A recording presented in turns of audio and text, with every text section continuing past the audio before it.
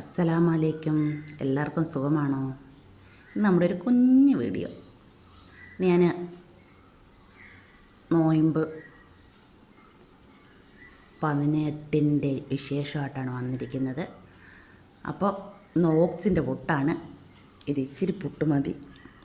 അപ്പോൾ അതിന് ഞാൻ ഒരു കപ്പ് ഓട്സ് എടുത്ത്, ഓട്സും ക്യാരറ്റും കൂടാണേ, തേങ്ങ തിരികെ വെച്ചിട്ടുണ്ട്.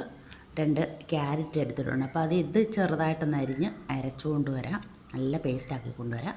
പിന്നെ നമ്മുടെ ഓട്സ് ഒന്ന് പൊടിച്ചുകൊണ്ട് വരണം.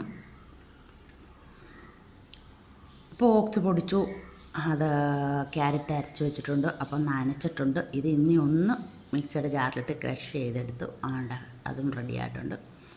അപ്പോൾ പുട്ട് നമ്മുടെ ചിരട്ടപ്പുട്ടാണ്. ചിരട്ടയല്ല, സ്റ്റീലിൻ്റെ ഇതിനകത്താണ് ഉണ്ടാക്കുന്നത്. ഇപ്പം തേങ്ങയും പൊടിയൊക്കെ ഇട്ട് ഇതിൻ്റെ ഒരു വീഡിയോ ഞാൻ നേരത്തെ ഇട്ടിട്ടുണ്ടായിരുന്നു.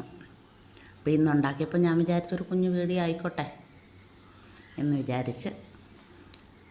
അപ്പോൾ പിന്നെയും പൊടിയിട്ട് കൊടുത്ത് അതിന് ശേഷം വീണ്ടും തേങ്ങ വെച്ചിട്ട് നമ്മുടെ ക്യാരറ്റും ഓട്സും കൂടെ വീണ്ടും വെച്ച് കൊടുത്ത്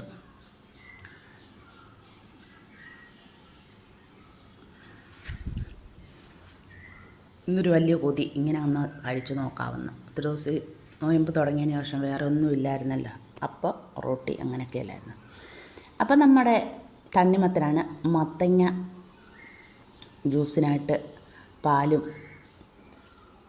അപ്പോൾ അത് അടിച്ചു, പാലും ഒഴിച്ചു, കസ്കസ് ഇട്ട്, അപ്പോൾ ആ ജ്യൂസും റെഡിയായി. കുഞ്ഞു വീഡിയോ ഒന്നും എടുക്കാനുള്ള സമയങ്ങളൊന്നുമില്ല. അപ്പോൾ പുട്ട് ഇവിടെ റെഡിയായി. അടിപൊളി പുട്ടായിരുന്നു ഇന്നലെ ഞങ്ങളുടെ. പിന്നെ പപ്സും കട്ട്ലേറ്റും കൊണ്ടുവന്നിട്ടുണ്ടായിരുന്നു. അനീസ അടങ്ങുന്നു കൊണ്ടുവന്നതാണ്. അപ്പോൾ അതൊക്കെ കൊണ്ട് അതെല്ലാം മതിയല്ലോ എന്ന് വിചാരിച്ച് വേറെ ഒന്നും എടുത്തില്ല. ചോറും കറിയൊക്കെ ഉണ്ട്.